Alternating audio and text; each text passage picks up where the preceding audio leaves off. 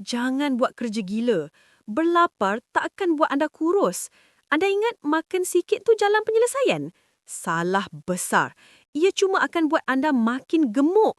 Ada seorang pembantu khas wanita ni, demi nak kurus, dia tahan makan seharian. Sudahnya, berat dia naik mendadak 37 kilogram dalam masa 3 tahun. Sebabnya mudah. Bila anda biarkan perut terlalu lapar, badan akan merembeskan grelin, hormon lapar, secara menggila, menjadikan anda mesin pelahap. Nak kurus, anda wajib aktifkan leptin, hormon kurus. Leptin inilah penyelamat yang akan hantar isyarat ke otak, cukup berhenti makan, pergi bakar lemak sekarang. Macam mana nak panggil leptin keluar? Dengar rahsia ini.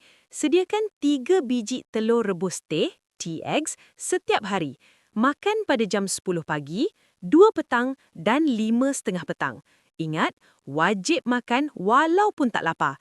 Ini adalah strategi untuk hantar isyarat metabolik supaya tahap leptin anda sentiasa tinggi dan kenyang. Hasilnya, dalam masa 6 bulan sahaja, wanita yang obes tadi berjaya buang 17 kilogram.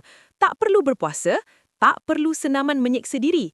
Hanya dengan makan telur, dia berjaya membaiki semula sistem endokrin badannya. Kurus bukan soal kekuatan mental. Ia soal mainan hormon.